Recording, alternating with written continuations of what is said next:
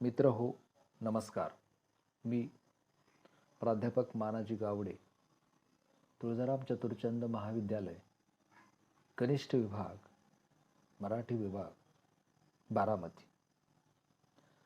आज आपण वेगवशता हा पाठ जे अगोदर 2 भाग पाहिले आहेत, त्याचा पुढचा तिसऱ्या भागामध्ये थोडासा पाठ जरी संपला असला तरी वेगळ्या पद्धतीनं आढावा घेणार आहोत. आणि पहिलाच पाठ असल्यामुळं पाठावर असलेल्या पुढं दिलेल्या कृती, त्याचबरोबर यंदा कोरोनामुळं परीक्षेच्या संदर्भात काय होऊ शकेल किंवा वेळ पडल्यास कशा पद्धतीनं तुमच्या परीक्षा घेतल्या जातील आणि मूल्यमापन केलं जाईल याबद्दल थोडंसं मी आपल्याशी हितगुज करणार आहे. तर सुरुवात आपण थोडंसं पाठाचा आढावा घेऊया आणि मग पुढे जाऊयात. हा वैचारिक स्वरूपाचा पाठ आहे. अतिवेगाच्या आहारी जाण्याच्या माणसाच्या प्रवृत्तीवर लेखकाने बोट ठेवलेलं आहे. तंत्रज्ञानाने माणसाला अनेक साधने उपलब्ध करून दिली. त्या साधनांमुळे माणसांचं जीवनही सुखकर झालं, परंतु त्यातील एक साधन म्हणजे वाहन आणि त्याच्यामुळे निर्माण झालेले प्रश्न, याच्यावरती या पाठामध्ये प्रकाश टाकलेला आहे.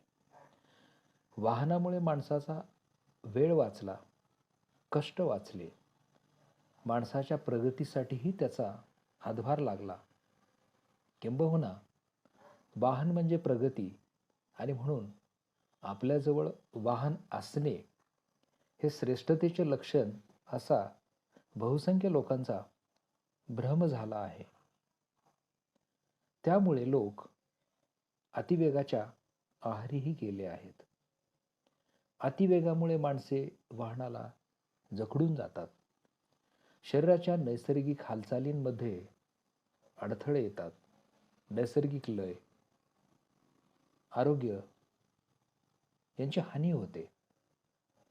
अतिवेगामुळे शरीरावर तसेच मनावर ताण निर्माण होतो. अपघाताची शक्यता वाढते आणि बऱ्याचदा जी वाहनं माणसानं आपल्या सुखासाठी, सोयीसाठी, सुलभतेसाठी निर्माण केली, त्याच वाहनांमुळे फायदा होण्याऐवजी नुकसानही होते. याची दररोज आपण अनेक उदाहरणं वर्तमानपत्रातून वाचत असतो, दूरचित्रवाणींवरून पाहतही असतो. तेव्हा मित्रांनो, एक लक्षात घ्या, हा पाठ आपण 2 भागामध्ये आशयाची चर्चा केलेली आहे आणि आता थोडासा आपण आढावा घेतलेला आहे. या पाठ्यपुस्तकातील प्रत्येक पाठाच्या खाली काही कृती दिलेल्या आहेत. मग त्यामध्ये चौकटी पूर्ण करा, कृती करा, कारणे शोधा व लिहा, योग्य पर्याय निवडून उत्तर लिहा, वाहन वापरातील फरक स्पष्ट करा, खालील वाक्यांचा अर्थ साधारण स्पष्ट करा. याचबरोबरीने व्याकरण आणि महत्त्वाचे 2 घटक म्हणजे स्वमत आणि अभिव्यक्ती, हे अलीकडच्या कृतीपत्रिकेचा महत्त्वाचा भाग आहे.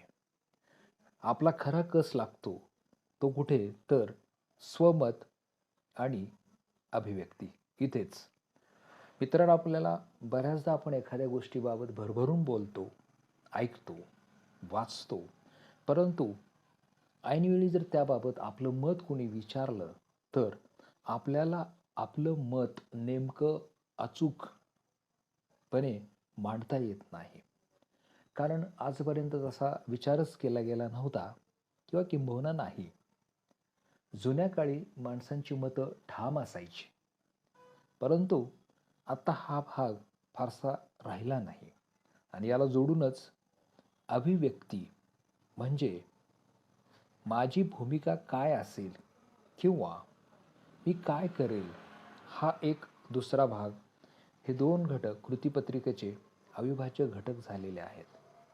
म्हणून कोणत्याही परिस्थितीत इतर कुठल्याही साधनांचा आधार न घेता आपण झालेला पाठ किंवा कविता जर बारकाईनं वाचन केलं तर कुठलाही प्रश्न आपल्याला किंवा कुठलीही कृती आपल्याला अडचणीची होणार नाही. आणि याच बरोबरीनं काही व्याकरणाचा भागही आहे. अर्थात ती त्या भागात गेल्यानंतर आपण स्वतंत्रपणे त्याचा अभ्यास करूयात.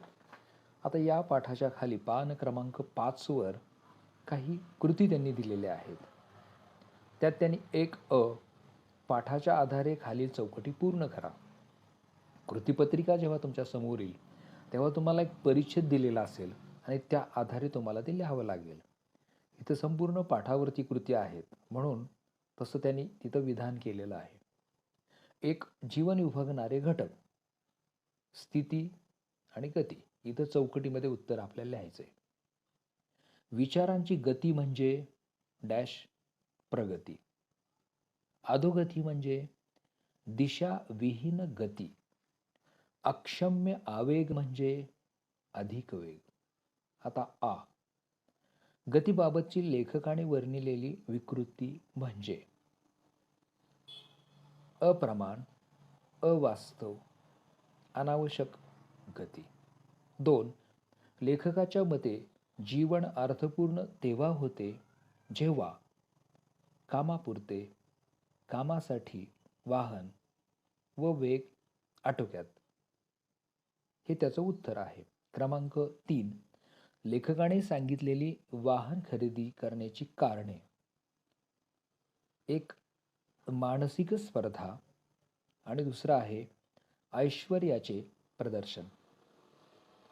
4, वाहनाचा वेग अनिवार्य झाला तर चित्ताची व्यग्रता वाढते, डोळे, मन, शरीर यावर ताण येतो, मज्जातंतू, मणके कमकुवत होतात, कमर, पाठ यांची दुखणी सुरू होतात. ई, कारणे शोधा व लिहा. अमेरिकेतील माणसांचे जीवन वेगवान असते कारण रस्ते एकमार्गी, घरं, कार्यालय, बाजारपेठ यामध्ये जवळपास 100 मैलांचे अंतर असते. क्रमांक 2, लेखकाच्या मते गरजेच्या वेळी वाहनांचा वापर करायला हवा कारण रस्त्यावर अडचणी निर्माण होणार नाहीत. म्हणजे थोडक्यात हा वाहतुकीचा प्रश्न आहे. 2 योग्य पर्याय निवडून उत्तर लिहा.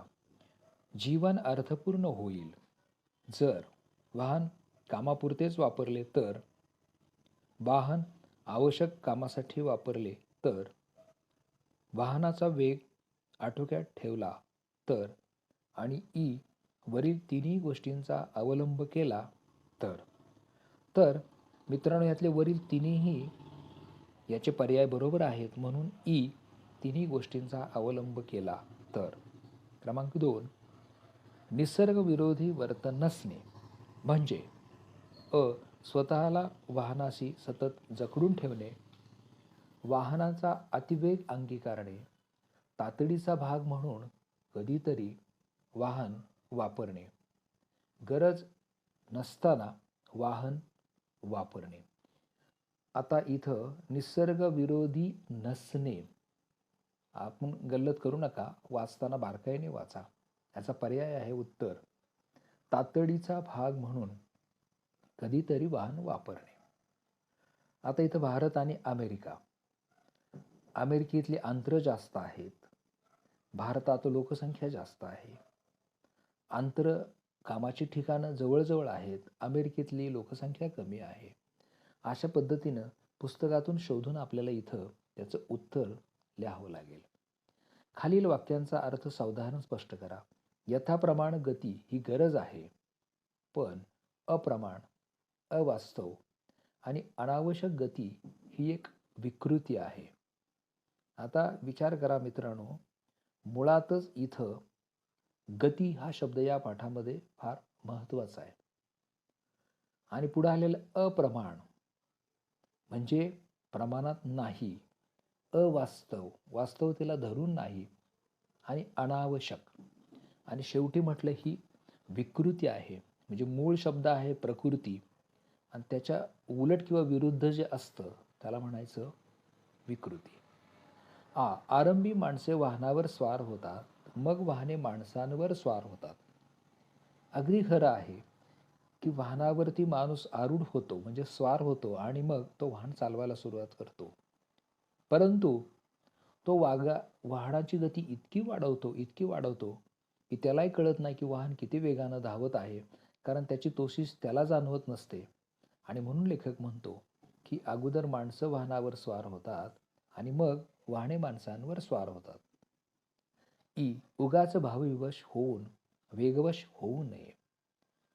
बऱ्याचदा भावविवश म्हणजे भावनेला वश होणे किंवा आहारी जाणे. यामुळे वेग वाढवला जातो. हे एकातून एक घडणारी कृती आहे. 4. व्याकरण समानार्थी शब्द. निकड, गरज. उचित, योग्य. उसंत, सवड. व्यग्र, व्यस्त. खालील सामासिक शब्दांचा विग्रह करून समास ओळखा. 1. ताणतणाव. विग्रह आहे ताणतणाव वगैरे. आणि उत्तर समाहार द्वंद्व समास. 2. दरडोई. प्रत्येक डोईला अव्ययीभाव समास आहे. 3. यथाप्रमाण. इथंही अव्ययीभाव समास आहे. जीवनशैली. जीवनाची शैली म्हणजेच विभक्ती तत्पुरुष. कंसातील सूचनांनुसार वाक्य रूपांतर करा. आजच्या जीवनात विलक्षण वेगवानता आढळते. उद्गारार्थी करायचा आहे. किती विलक्षण वेगवानता आढळते आजच्या जीवनात? उद्गार चिन्ह. आपल्याकडे कामाच्या ठिकाणी अंतरे कमी आहेत. नकारार्थी करा. आपल्याकडे कामाच्या ठिकाणची अंतरे जास्त नाहीत. हे उत्तर आहे. निसर्गरम्य स्थान किंवा मंदिर पाहण्यासाठी ही माणसे का जात नाहीत? विधानार्थी करा. माणसांनी निसर्गरम्य स्थान किंवा मंदिर पाहण्यासाठी जायला हरकत नाही. हे झालं विधान. आणि मी मगाशी म्हटल्याप्रमाणे की स्वमत आणि अभिव्यक्ती हे कृतीपत्रिकेतील कस लागणारे अत्यंत महत्त्वाचे 2 घटक आहेत. त्यातला महत्त्वाचा म्हणजे स्वमत. आता पहा, वाहनांच्या अतिवापराने शरीर व्यापारात अडथळे निर्माण होतात. तुमचे मत सौदाहरण स्पष्ट करा. तुम्हाला तुमचं मत मांडावं लागणार आहे आणि उदाहरण देऊन स्पष्ट करावं लागणार आहे. वाहनांच्या अतिवापराने म्हणजे वाहनाचा उपयोग परंतु अति. शरीर व्यापार म्हणजे शरीराचं जे काय चालतं ते त्याच्यात अडथळे निर्माण होतात. म्हणजेच काय? कंबरदुखी सुरू होणे, हाडांमध्ये काहीतरी विचित्र अवस्था निर्माण होणे किंवा मानेचे काही आजार निर्माण होणे इत्यादी इत्यादी. वाढता वेग म्हणजे ताण. याविषयी तुमचे मत सविस्तर लिहा. वेग वाढला की ताण आपोआप येतोच. तो शरीरावर येतो, मनावर येतो, बुद्धीवरही येतो. मात्र हे सविस्तर लिहायचे. वाहने वेळ वाचवण्यासाठी असते, ते वेळ घालवण्यासाठी नसते. विधान तुमच्या शब्दात स्पष्ट करा. खरं हे. आपण वाहन कशासाठी घेतो? तर कमीत कमी वेळात आपलं अंतर पूर्ण करता यावं. की आपला वेळ घालवण्यासाठी, चला काहीच काम नाही, आपण रिकामटेकडे आहोत म्हणून वाहनातून फिरायचंय, तर तसं ते नाही. वाहनाची अतिगती ही विकृती आहे. स्पष्ट करा. मी मगाच बोलताना बोललो होतो की वाहनाची बघा मूळ शब्द आहे गती, जोडून आलाय अतिगती आणि त्यांना म्हटलं ही विकृती आहे. मूळ शब्द आहे प्रकृती म्हणजे वाहनाचा वेग प्रमाणात असणं ही झाली प्रकृती आणि त्याचा अतिवेग असणं ही झाली विकृती. हे स्पष्ट करायचं आहे. अभिव्यक्तीत त्यांनी विचारलेलं आहे की रस्त्यावरील वाहतूक कोंडीत सापडल्यावर तुमची भूमिका काय असेल? आता मित्रांनो, प्रत्यक्षात आपण त्यात असल्यानंतर आपल्याकडून काय घडेल किंवा आपण काय करू हे इथं सांगणं अपेक्षित आहे. वाहन चालवत असताना कोणती काळजी घ्यावी हे तुमच्या शब्दात लिहा. म्हणजेच तुम्हाला जे वाटतं किंवा तुम्ही जे करायला हवं त्याचं उत्तर इथं द्यायचं आहे. आणि सर्वात शेवटी त्यांनी एक दोन उपक्रम सांगितलेले, त्यातला एक तोंडी परीक्षेसाठी आहे. तर आता इथं कृती संपल्यानंतर मला एक आवर्जून सांगावंसं वाटतं की मित्रांनो, तुम्हाला माहीत असेल की गेले वर्ष सव्वा वर्ष झालं कोरोना अजूनही संपलेला नाही आणि पूर्ण जनजीवन अजूनही विस्कळीत आहे. पुन्हा लाटांच्यावर लाटा येत आहेत. करोना विषाणूचे नवनवीन व्हेरियंट्स परत दिसून येत आहेत. पुन्हा जगामधून लाट आपल्याकडे संक्रमित होताना दिसते. त्यामुळं आजही आपल्याला कॉलेज कधी ऑफलाईन सुरू होईल हे सांगता येत नाही. आणि म्हणून आपण जो गेल्या वर्षापासून पर्याय निवडलेला आहे ऑनलाईन टीचिंग, आणि त्याचबरोबर त्याला आता आणखी लाईव्ह लेक्चर्स काही आहेत. तर मी आपल्याला सांगू इच्छितो की यावर्षी 10वी-12वीचा निकाल लागताना HSC बोर्ड आणि त्यांना शिकवणारे शिक्षक यांना खूप मोठी कसरत करावी लागते. तेव्हा बोर्डाने यावर्षी असं ठरवलं, कदाचित आपल्याला माहीत असेल, वर्तमानपत्रातूनही ते प्रसिद्ध झालेलं आहे, की आता तुमचं वर्षभरात जे काही होईल ते सगळं रेकॉर्ड जतन केलं जाणार आहे. आणि पुन्हाही यावर्षी यदाकदाचित या गेलेल्या वर्षासारखी जर बोर्ड परीक्षा घेता आली नाही तर ते वर्षभरात तुम्ही जे काही वेगवेगळ्या स्वरूपातून आमच्याकडं जमा केलेलं आहे, मग ते टेस्ट असेल किंवा ऑनलाईन एखादी परीक्षा असेल वगैरे वगैरे, ते मार्क्स संकलित करून त्यावरून बोर्ड निकाल लावण्याच्या विचारात आहे. कारण गेल्या वर्षी म्हणजे आत्ताचं जे वर्ष संपलं, हे पूर्ण वर्ष या कोरोनाच्या महामारीत गेल्यामुळं बोर्डाला प्रचंड मनस्ताप झाला की तारखावर तारखा पुढच्या सांगा, घ्यावं तरी अडचण, न घ्यावं तरी अडचण.